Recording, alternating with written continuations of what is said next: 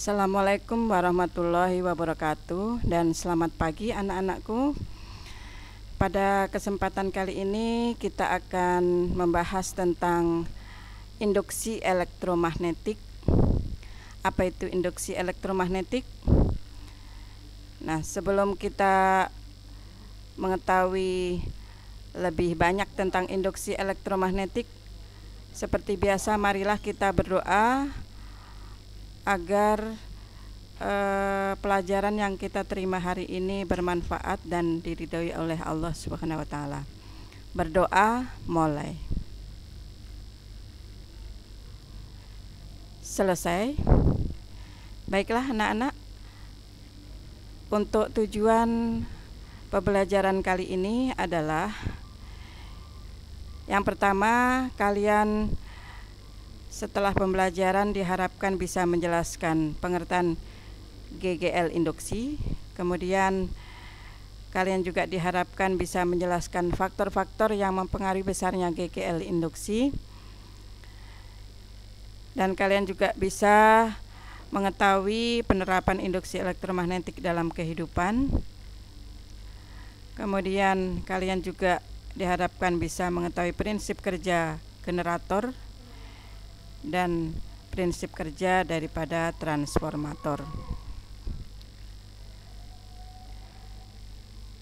Baiklah, untuk lebih jelasnya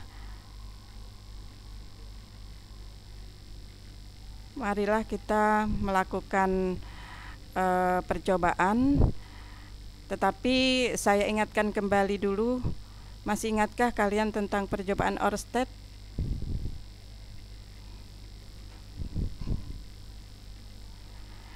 Ya, Oersted menemukan bahwa penghantar berarus listrik dapat menimbulkan medan magnet.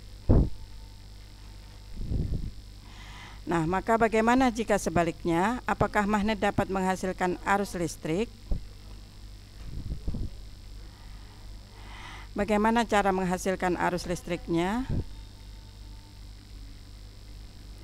Maka ilmuwan yang bernama Michael Faraday melakukan percobaan, yakni dengan menggunakan dengan melakukan induksi elektromagnetik.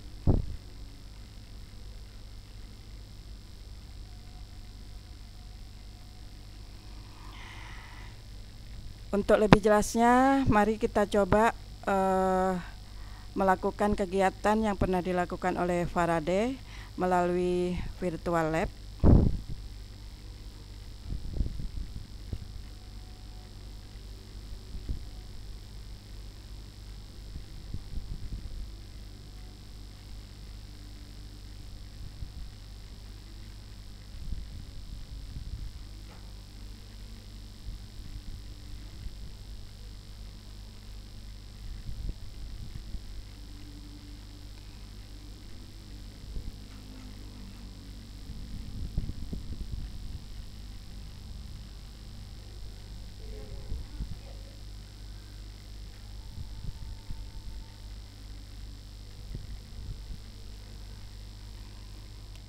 Baiklah, perhatikan anak-anak, untuk percobaan Oersted di sini Oersted menggunakan sebuah magnet batang, kemudian menggunakan kumparan yang dihubungkan dengan galvanometer. Apa itu galvanometer? Galvanometer adalah alat yang bisa mendeteksi adanya arus listrik. Nah, kemudian di sini di ujung-ujung kumparan ini juga dihubungkan dengan sebuah bola lampu. Nah, di sini nanti kalau indikasinya ada arus listrik, maka terlihat di jarum galvanometer ini bergerak menyimpang dari kedudukan semula. Baik, kita coba bagaimana kalau saya di sekitar magnet ini tentunya ada medan magnet. Bagaimana kalau magnet ini saya masukkan ke dalam kumparan? Perhatikan gerakan jarum galvanometer. Ternyata ketika magnet masuk dan keluar kumparan, di situ jarum galvanometer bergerak bolak-balik. Nah, dengan gerakan jarum galvanometer bergerak bolak-balik menandakan di sini ada arus listrik. Arus listrik ini timbul kalau di ujung-ujung kumparan ini ada beda potensial. beda potensial inilah yang disebut dengan GGL induksi. Nah, sekarang apa itu kalau gitu GGL induksi? GGL induksi adalah beda potensial pada ujung-ujung kumparan ketika magnet digerakkan keluar masuk kumparan. Sekarang faktor apa saja yang mempengaruhi besarnya GGL yang timbul? Nah, sekarang saya punya kumparan lain dengan jumlah lilitan yang berbeda. Kita coba mana yang menghasilkan GGL yang lebih besar, kumparan yang lilitannya banyak atau lilitannya sedikit atau lilitannya banyak. Perhatikan nanti gerakan jarum galvanometer penyimpangannya jauh mana.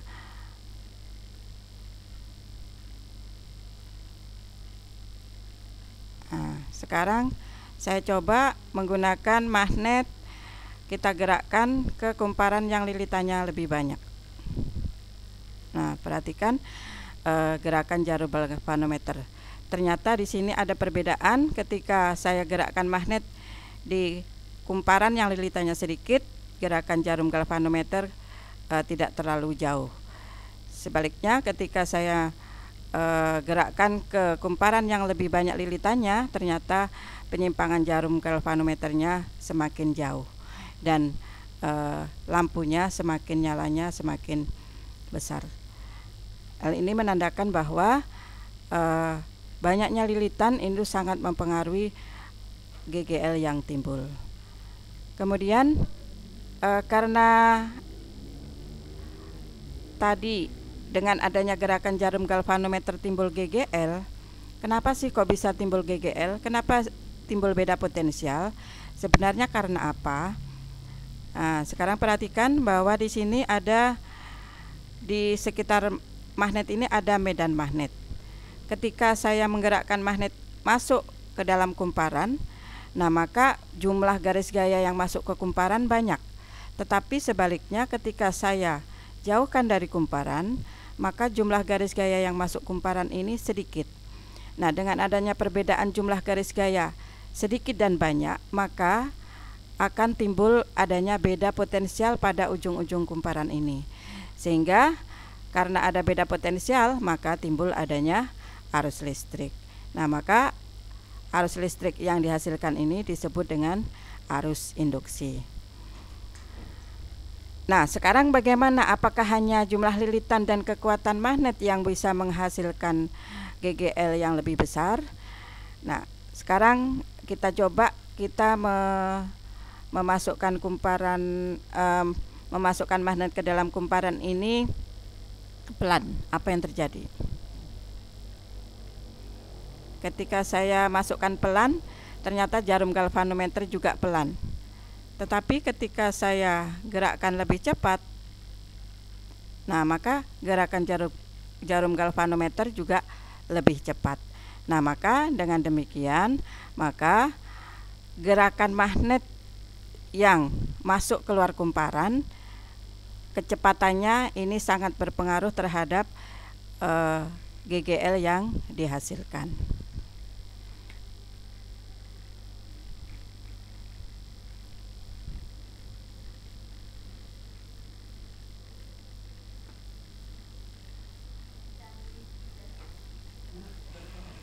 Baik, anak-anak. Nah, sehingga kita bisa katakan bahwa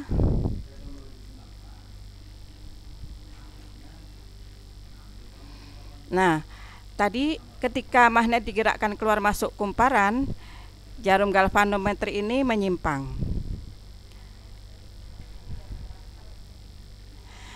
Penyimpangan jarum galvanometer inilah menghasilkan adanya arus listrik.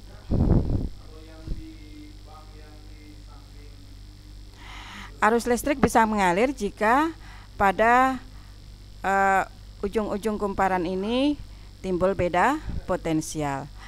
Beda potensial pada ujung-ujung kumparan inilah yang disebut dengan GGL induksi. Sehingga arus yang dihasilkan disebut dengan arus induksi. Ya, jadi dari percobaan Faraday kita bisa simpulkan bahwa Di sini Faraday menyimpulkan dari hasil percobaannya, ternyata medan magnet dapat menghasilkan medan listrik.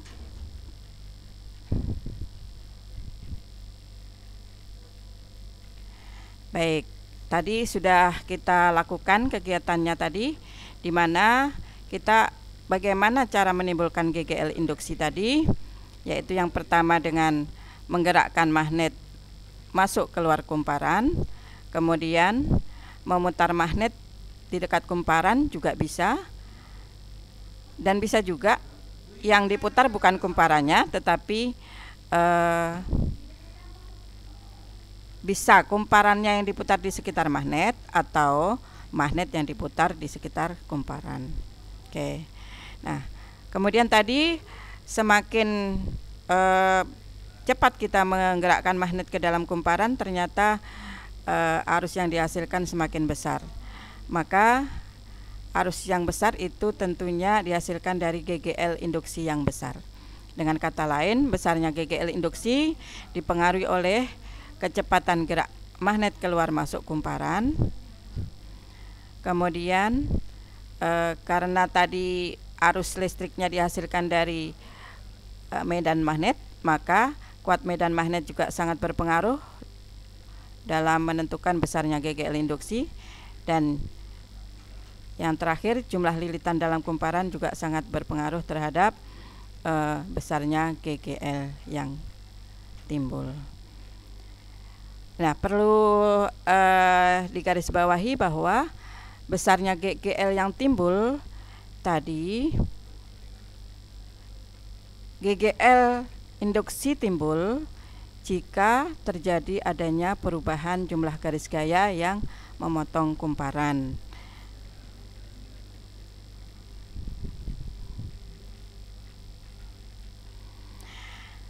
Sekarang apa sih faedahnya kita belajar tentang induksi elektromagnetik? Apa penerapan induksi elektromagnetik dalam kehidupan?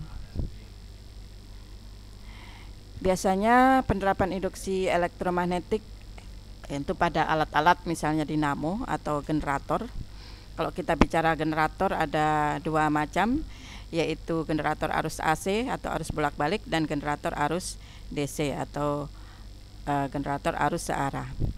Selain generator, maka ada juga yang alat lain yang pada prinsipnya menggunakan prinsip induksi elektromagnetik, yaitu transformator atau trafo. Ya, trafo di sini juga dibedakan menjadi trafo step up dan trafo step down. Baiklah, nanti untuk pembahasan tentang dinamo atau generator serta trafo akan kita bahas lebih lanjut. Nah, sebelum kita bicara panjang lebar tentang trafo, perhatikan gambar ini.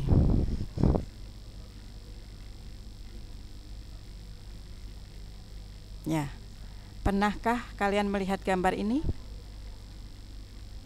Gambar apa itu menurut kalian? Ya, gambar tersebut adalah merupakan trafo yang berada pada pusat pembangkit tenaga listrik.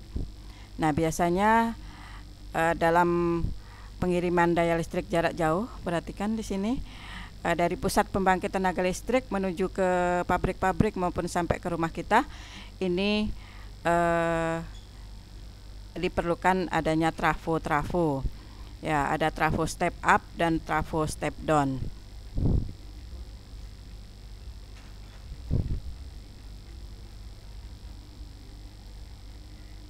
Nah, sekarang kita awali dari alat-alat yang menggunakan prinsip induksi elektromagnetik tadi, yaitu tentang dinamo atau generator. Bagaimana prinsip daripada kerja dinamo, prinsip kerja dinamo atau generator?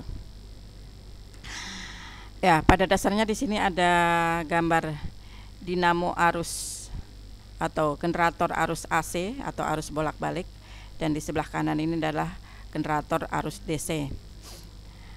Apa sih sebenarnya yang disebut dengan dinamo atau generator? Dinamo itu adalah alat yang mengubah energi gerak menjadi energi listrik.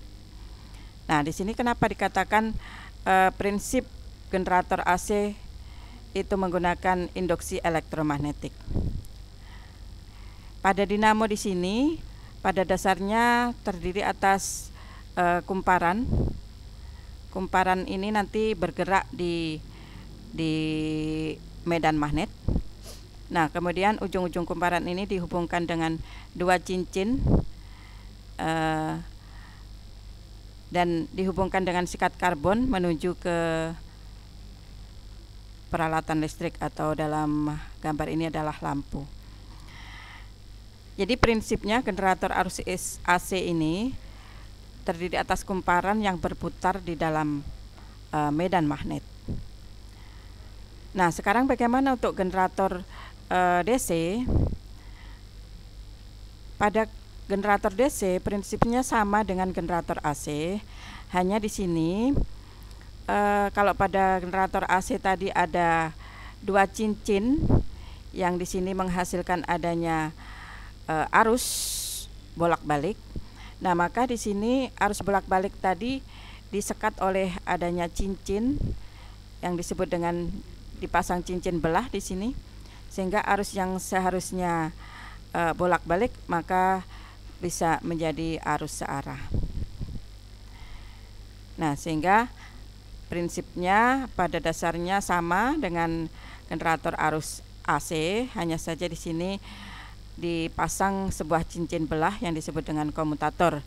Di sini cincin belah atau komutator ini berfungsi sebagai penyearah arusnya, artinya yang tadinya harusnya arus keluarannya itu bolak-balik, maka arusnya jadi searah. Oke. Sekarang kalau kita bicara dinamo atau generator tadi, sering kalian mengetahui adanya dinamo sepeda, pernah melihat? Ya, di sini ada dinamo sepeda. Nah, pada dasarnya dalam dinamo sepeda itu juga menggunakan prinsip induksi elektromagnetik, di mana di sini ada magnet, ya, magnet yang berputar. Kemudian di sini yang diputar adalah magnetnya, sementara kumparannya dibuat tetap. Nah, sehingga di sini ketika kalian mengayuh sepeda, maka di sini karena roda penggerak di sini, ya, di sini ada bagian roda penggerak ini berputar karena ini bergesekan dengan ban sepeda. Ketika kalian mengayuh maka bannya berputar, maka roda penggerak ini ikut berputar. Nah, dengan berputarnya roda penggerak ini tentunya magnet yang ada di dalamnya ikut berputar. Nah, karena magnet berputar di dekat kumparan, maka di sini akan timbul adanya induksi listrik. Dengan kata lain, di sini pada ujung-ujung kumparan timbul GGL induksi. Nah, karena pada ujung-ujung kumparan ada timbul GGL induksi, maka akan mengalirlah arus induksi. Arus ini akhirnya dihubungkan ke lampu, sehingga lampu pada sepeda kalian itu menyala. Ya, itu secara singkat prinsip kerja daripada dinamo, sama saja dengan dinamo atau generator pada pusat pembangkit tenaga listrik, di mana mengubah energi gerak menjadi energi listrik. Ya, selanjutnya kita bahas tentang alat berikutnya yang menggunakan prinsip induksi elektromagnetik, yaitu transformator. Apa sih transformator? Nah, transformator pada dasarnya alat yang digunakan untuk mengubah tegangan arus bolak-balik menjadi tegangan arus bolak-balik yang lebih tinggi atau yang lebih rendah. Nah, di sini kalau kita lihat transformator itu isinya apa sih? Ya, pada dasarnya transformator itu terdiri dari dua kumparan yang dibuat berseberangan dan diberi inti besi lunak. Di dalam transformator di sini pada kumparan pertama atau istilahnya kumparan primer itu ada jumlah lilitan tertentu, dan pada kumparan sekunder juga demikian. Ya. Nah, di sini pada lilitan sekunder juga ada jumlah lilitan sekundernya. Kemudian kalau ada tegangan, maka nanti akan timbul adanya arus pada kumparan sekunder. Nah, pada dasarnya prinsip kerja trafo juga berdasarkan induksi elektromagnetik, yaitu ketika arus listrik memasuki kumparan primer, nah maka akan terjadi perubahan medan magnet pada kumparan primer ini. Karena kumparan primer ini terhubung dengan inti besi menuju kumparan sekunder, maka perubahan pada kumparan primer ini juga akan menimbulkan perubahan magnetik pada kumparan sekunder. Maka pada kumparan sekunder di sini akan timbul GGL induksi. Oke, secara singkat demikian bisa dipahami anak-anak. Untuk lebih jelasnya kalian bisa membaca buku paketnya dan buku-buku yang lain maupun referensi dari internet.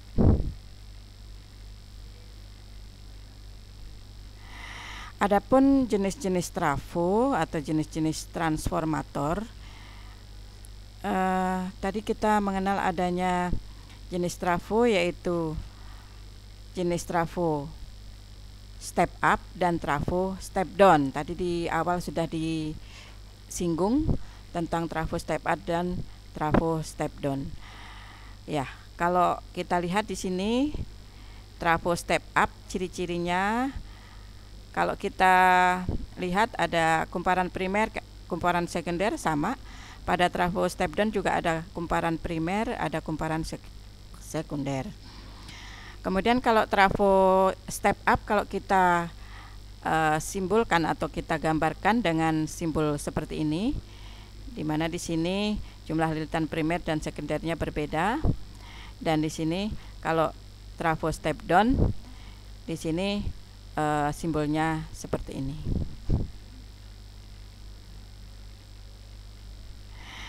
Nah, sekarang kita sudah mengenal adanya trafo step up dan trafo step down beserta simbolnya, maka kita lanjut tentang bagaimana ciri-ciri trafo step up dan trafo step down.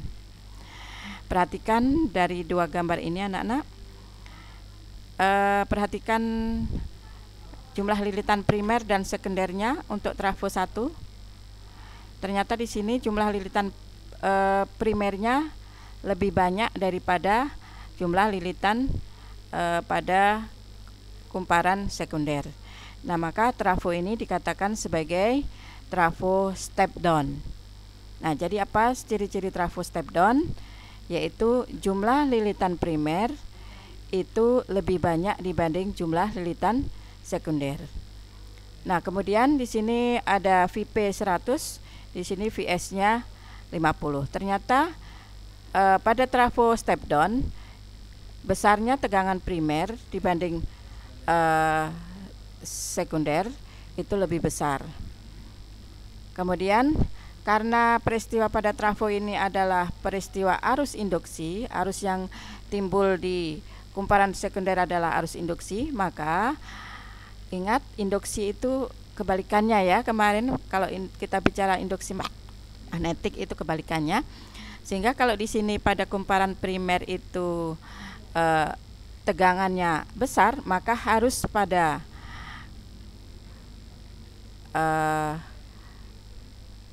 kumparan primer itu tegangannya lebih besar daripada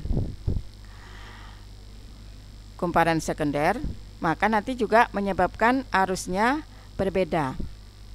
Dengan kata lain, di sini pada trafo step down jumlah lilitan primernya lebih banyak dari lilitan sekundernya, sedangkan tegangan primernya lebih besar daripada tegangan sekundernya.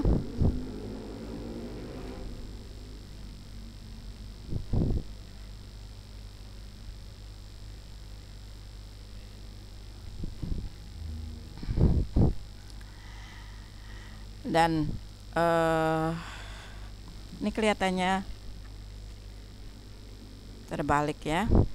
Ini pada trafo step down jumlah lilitan primer lebih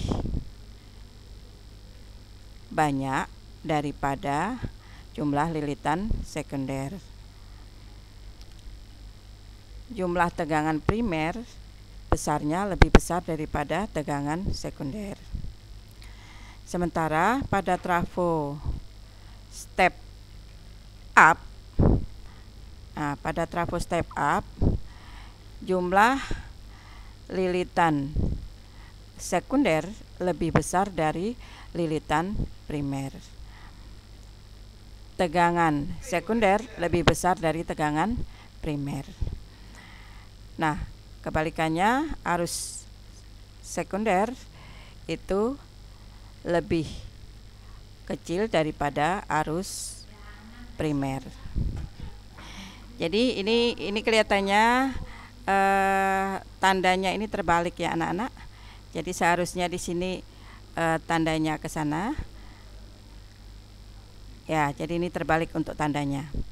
Tapi yang perlu kalian ketahui bahwa up di sini trafo step up artinya jumlah lilitan sekundernya lebih banyak, jumlah tegangan sekundernya lebih banyak, dan arus sekundernya lebih sedikit. Baik.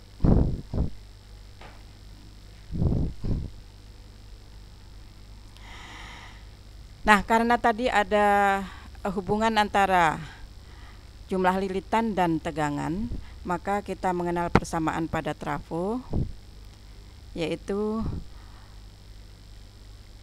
jumlah lilitan primer berbanding lurus dengan tegangan primer.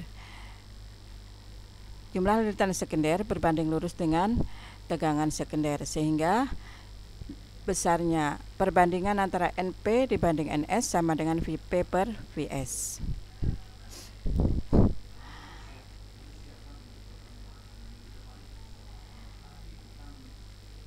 Ya, sekarang bagaimana perbandingan antara VP dan IP-nya? Kalau tadi perbandingan antara NP dengan VP itu sebanding, maka perbandingan antara VP dan IP itu berbanding terbalik. Nah, sehingga persamaannya jadi VP per VS sama dengan IS per IP.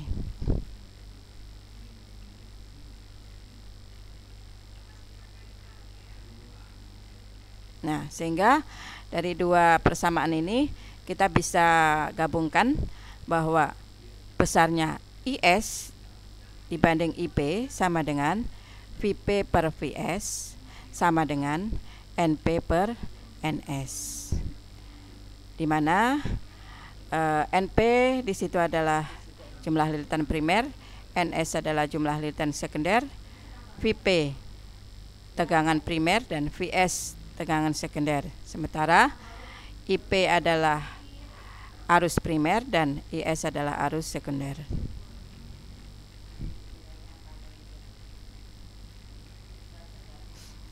Nah, sekarang bagaimana energi yang terdapat pada trafo?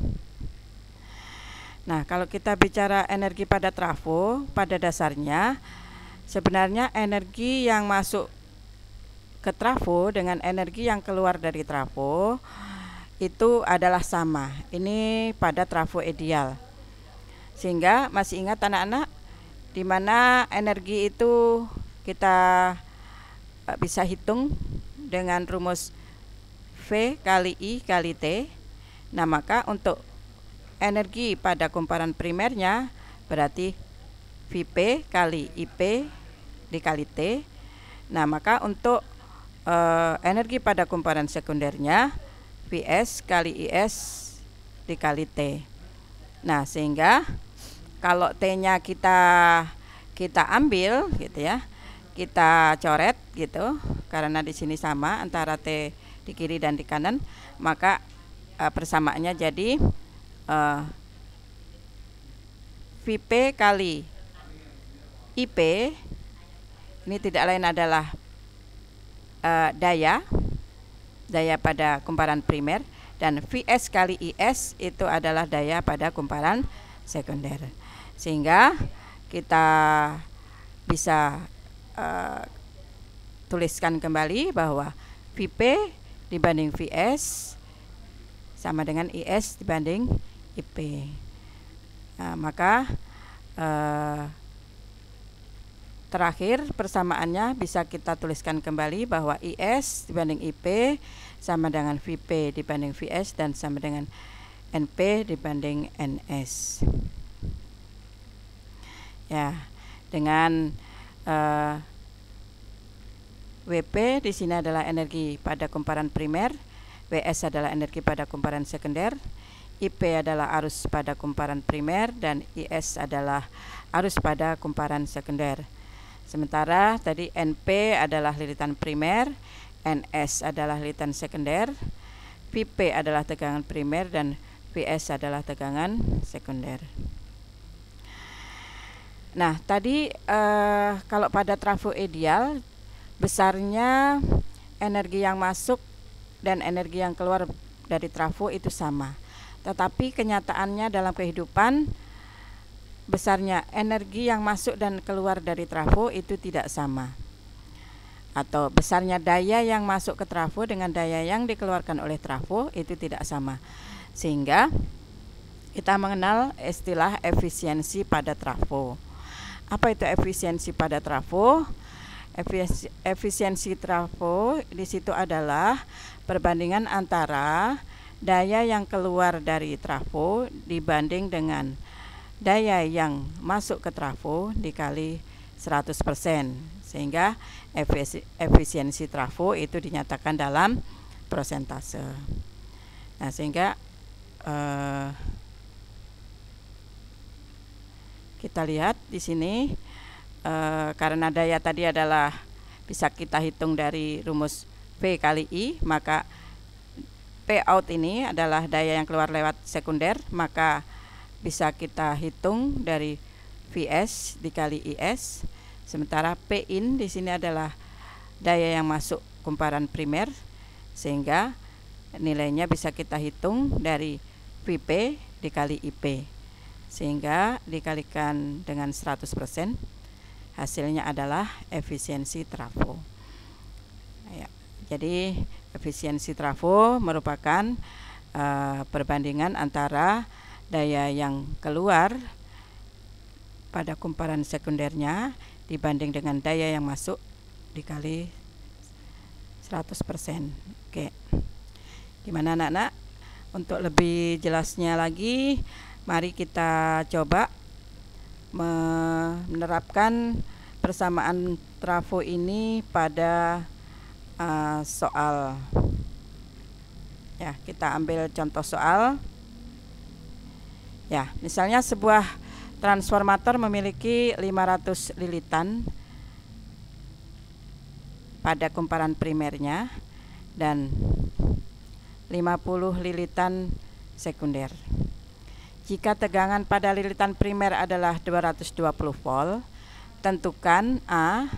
tegangan pada lilitan sekundernya, B. jika arus listrik yang mengalir pada lilitan primer sebesar 0,2 mA, berapakah arus listrik yang mengalir pada lilitan sekundernya?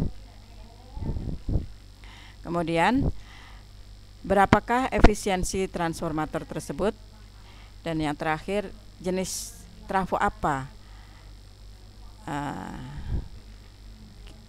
Baik, kita buat penyelesaiannya seperti biasanya. Diketahui tadi ada NP 500 lilitan, NS-nya 50 lilitan, Vp 220 volt, Ip 0,2 mA. Ditanya, yang pertama adalah tegangan sekundernya berapa, kemudian B, arus sekundernya berapa, kemudian yang C, efisiensi trafo, dan yang D, jenis trafo apa. Oke, kita jawab satu persatu untuk yang bagian A.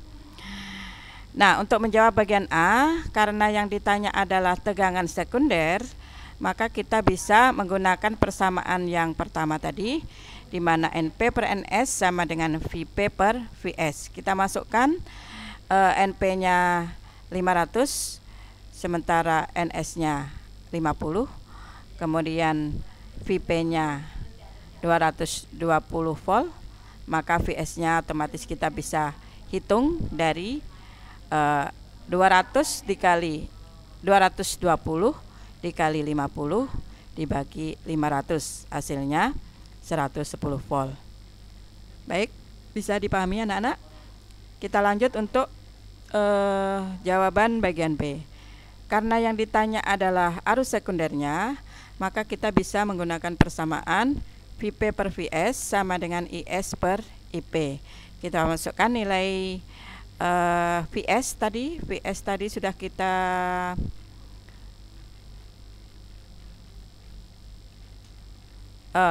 masukkan nilai Vp-nya dulu. Vp-nya 220 volt, kemudian Vs-nya adalah 110 volt, sama dengan Is per 0,2 miliampere. Sehingga hasilnya Is sama dengan 220 kali 0,2 per 110 sama dengan 0,4 miliampere. Ya, jelas anak-anak? Baik, kita lanjut untuk efisiensi trafonya. Nah, efisiensi trafo tadi adalah perbandingan antara daya keluar dan daya masuk. Karena kita tadi punya Vp dan Vs, ada Ip dan Is, maka besarnya daya keluar bisa kita tuliskan dari Vs kali Is per Ip kali Ip kali 100%. Sehingga kalau kita lihat seperti ini, maka efisiensi trafo di sini adalah 100%. Ya, persamaan ini sebenarnya hanya berlaku pada trafo yang ideal atau persamaan trafo ideal. Tetapi kenyataan dalam kehidupan sehari-hari ini tidak mungkin terjadi karena dalam penggunaan trafo itu makin lama makin panas. Dalam arti berarti ada energi yang terbuang, sehingga energi yang masuk tidak mungkin sama dengan energi yang keluar. Nah, sehingga yang masuk tentunya akan lebih besar daripada yang keluar karena ada sebagian energi yang terbuang jadi panas. Oke. Tetapi nanti suatu saat kalian bisa mencoba membuat trafo yang punya efisiensi 100%. Nah, itu kalian bisa lakukan. Mungkin kalau saat ini belum, mungkin saat nanti kalian bisa membuat trafo dengan efisiensi 100% sehingga tidak ada energi yang terbuang. Baik, untuk selanjutnya tadi ditanyakan jenis trafonya, jenis trafo apa ini? Nah, karena tadi Vp lebih besar daripada Vs dan NP lebih besar daripada NS, nah maka trafo tersebut adalah trafo step down. Jadi kita bisa mengetahui bahwa jenis trafo apa sebenarnya kita bisa lihat dari sini. Kalau jumlah lilitan primer dan sekundernya itu lebih banyak primernya, otomatis trafo itu adalah trafo step down. Oke, bagaimana anak-anak?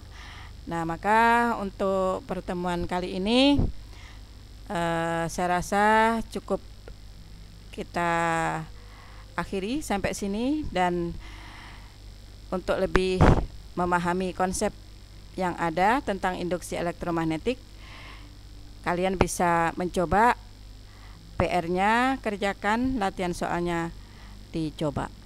Terima kasih. Assalamualaikum warahmatullahi wabarakatuh.